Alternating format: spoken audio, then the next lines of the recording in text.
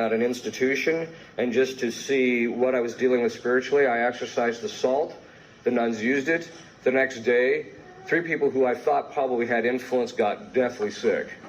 So it does have an effect. Whether it was an exact correspondence, we're not really sure, but there probably was.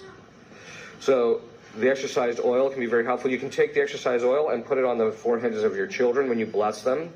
In fact, blessing your children is one of the principal ways to protect your children. And it's just something as simple. If you're the parents, you just say, may God bless you, and you just put you make the sign of the cross on their forehead, or you use the exorcised oil for that purpose. Cursing your children is one of the principal ways, or one of the easiest ways, to open your children up to diabolic influence. I know a man who became possessed by a very stout demon because his father cursed him.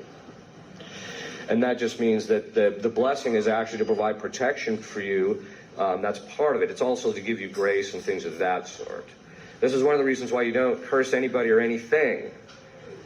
In fact, what most people don't realize is every time you use vulgarities or profanities, you open up the air to diabolic influence. It's right in Scripture. They're called demons of the air. There's a ritual from Milan where you can actually say a prayer to stop storms and tempests. I knew a guy who actually said that ritual when a tornado, or when a really bad, I think it was a tornado, in fact, was coming, and he said that ritual, and as soon as he finished the last line, the thing retracted. Now, that doesn't mean every tornado is caused by a demon, but it does mean they can influence the air. This is one of the reasons I tell people, knock it off, right? Even venial sin can have an impact.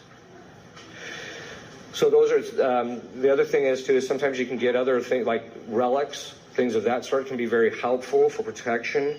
There's also, developing specific devotions to saints and asking for their protection. Obviously, Our Lady, she has perfect coercive power over demons. It's perfect.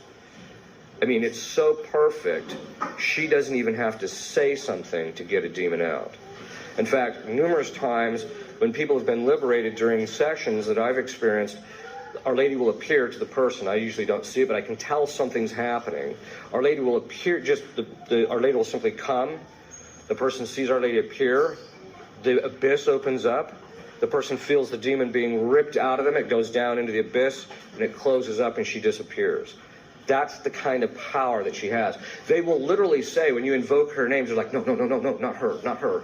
Because they're afraid of her, because she has perfect coercive power. Now, she never uses it aside from God's will. She could come anytime. In fact, she's so powerful, she could just literally wipe all the demons out from the face of the planet, but that's not God's will, so she won't do it. But what God's will is that we develop a devotion to her and become dependent upon her and ask her to wrap us in her mantle to protect us and that type of a thing.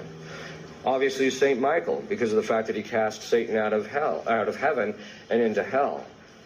And Satan has a particular loathing for him, not just because he kicked him out of heaven, but because he was of lower rank.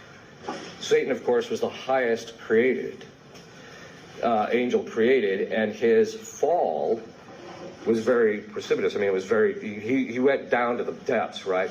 And so the fact that a lower angel in rank basically commands and has authority over him is extremely humiliating.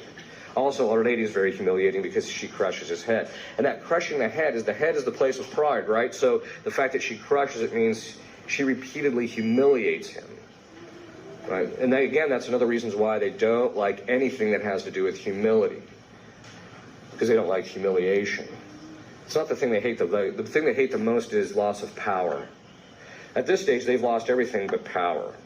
And so they'll do anything. I mean, they'll practically sing the Tantum Ergo, but they won't want to lose power they have over somebody. It's on that level. So that's one of the things to keep in mind, is that they're looking to gain power. Now, there's a certain sense in which you have to have balance in all this, right? Because I have had people, who get a bit paranoid that, there's a demon under every rock, right? It's not under every rock. A lot of people that come to me, a certain percentage of them just have psychological issues. It's not diabolic.